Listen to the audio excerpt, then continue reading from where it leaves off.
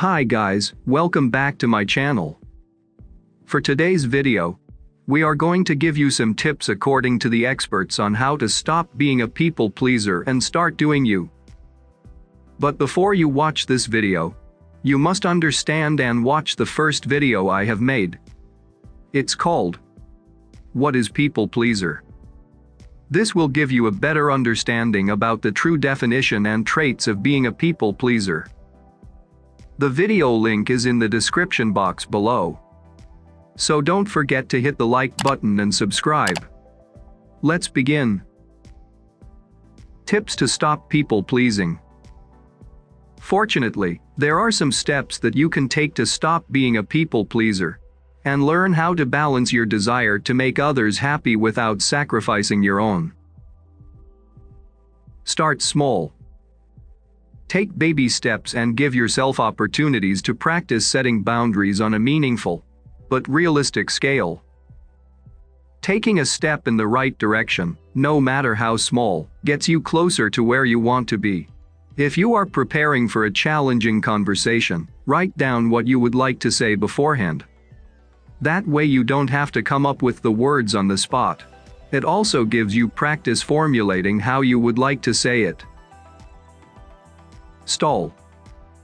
Whenever someone asks you for a favor, it's perfectly okay to say that you'll need to think about it. This gives you the opportunity to consider if you can commit to helping them. Ask for details about the commitment and use that information to decide if you have the time, energy, and ability to commit. If the person requests an immediate answer, you can say no because once you say yes, you have committed. Initially declining a commitment can provide an option to reconsider at a later time. Set a time limit and boundaries. If you do agree to help out, limit your availability. Specifically tell the person the time, date, and location where you can be available and stick to that. We all have limits and it is important to recognize them and let others know what they are. Being consistent means that others learn how to treat you and gives you an opportunity to address any boundary violations if it happens. Realize you have a choice.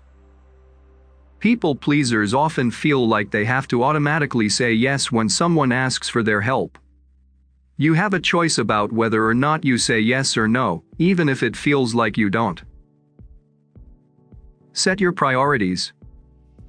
If your to-do is too long or you have competing demands on your time, knowing your priorities and values helps to organize what you need to do.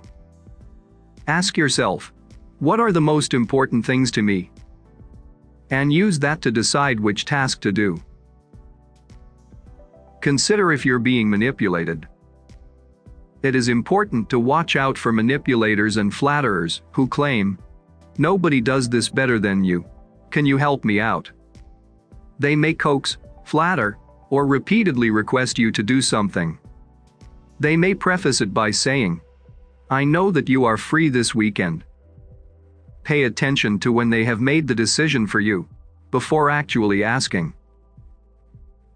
Create a mantra. Identify those individuals, friends, and family who repeatedly get you to do things you don't want to do by automatically picture a big flashing no or stop sign when they appear or call. That way you won't be caught off guard when they ask for yet another favor. Say no with conviction. The first no is the hardest. State it simply and purposefully. You are saying no for a good reason and you don't have to offer any explanation about why you are not able to help. Keep it simple. It's tempting to defend your decision and offer a lengthy explanation. The more information you give them, the easier it is for them to argue or negotiate you into helping. This isn't a debate, and you don't have to offer any more information than an answer to their question. Every time you take a small step away from being a people pleaser, you'll gain greater confidence that will help you take back control of your life. Use an empathic assertion. If you want to increase the likelihood that the person you are saying no to feels heard, use an emphatic statement. Let them know that you understand where they are coming from and how much it might mean to them, but unfortunately, you cannot help them right now. Don't apologize if it is not your fault. People pleasers tend to apologize non-stop, even if they are not at fault for the situation. Are you apologizing for something negative you did? Or are you simply apologizing because that is what you do when you think someone is disappointed? Don't be scared of the fallout. People pleasers often worry that saying no will destroy the relationship. It rarely is. It is likely that the other person is not as worried and invested in the outcome as you are. It might be challenging and surprising for them at first, especially since they are used to you always saying yes, but chances are they will adjust. Avoid making excuses.